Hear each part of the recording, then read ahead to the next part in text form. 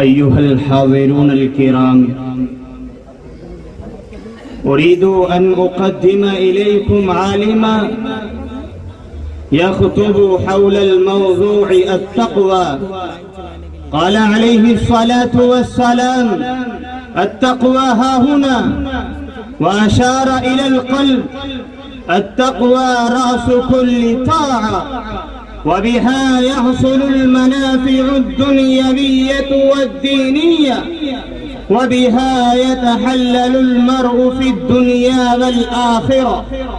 فالتمس أن يجيء العالم النحرير المدعو بمحمد سعد ويخطب أمام السامعين حول التقوى خطبة بليغة وجيزة. السلام عليكم ورحمة الله وبركاته.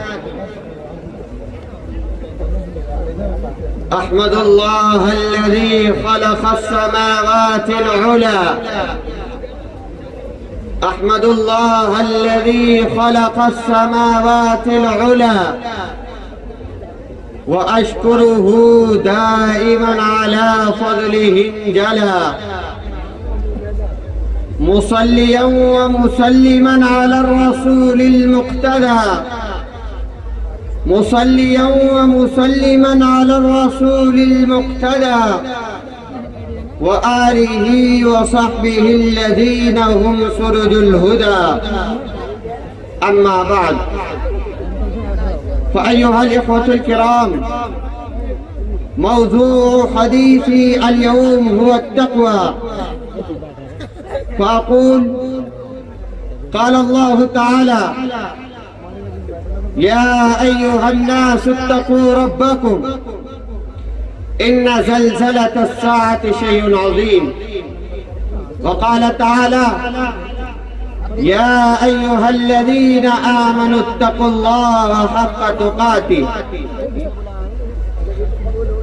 أيها الإخوة المستمعون، التقوى كلمة عظيمة قوية، مفتاحها مراقبة الله في السر والعلانية، وميزانها عبادة لله صافية، ومعاملة مع الخلق صادقة، وآثارها وثمارها سعادة أبدية في الدنيا قبل الدار الآخرة. عن المقداد بن خالد رضي الله عنه قال: صحبت النبي صلى الله عليه وسلم في حجة الوداع، جلست تحت منبره يوم أن خطب الناس فحمد الله وأثنى عليه، ثم قال: إن الله تعالى يقول: يا أيها الناس إنا خلقناكم من ذكر وأنثى وجعلناكم شعوبا وقبائل لتعارفوا إن أكرمكم عند الله أتقاكم. أيها السادة المستمعون، لا فضل لعربي على أعجمي ولا لأبيض على أسود إلا بالتقوى. إذا جمع الله الأولين والآخرين لميقات يوم معلوم، نادى الله تعالى: عبادي إني جعلت لكم نسبا وجعلتم نسبا فوزعتم نصبي ورفعتم نسبكم. أيها الإخوة المستمعون، قلت لكم إن أكرمكم عند الله أتقاكم، فأبيتم من لا فلان أغنى من فلان وفلان أقوى من فلان، فاليوم أضع نسبكم وأرفع نسبي. أين المتقون؟ اللهم اجعلنا منهم يا أكرم الأكرمين. فيقوم القوم ينصب لهم لواء يتبعون لواءهم فيدخلون الجنة بغير حساب. يوم نحشر المتقين إلى الرحمن وفدا وأزلفت الجنة للمتقين وقال تعالى: إن المتقين في جنات ونهر في مقعد صدق عند مليك مقتدر. أيها الإخوة، التقوى هي وسيلتنا الوحيدة لنزداد قربا من الله بامتثال أوامره واجتناب نواهيه في كل شاردة وواردة، في كل صغيرة وكبيرة، ألا نفعل إلا ما يرضيه، ولا نتكلم إلا بما يرضيه، ولا ننوي إلا ما يرضيه.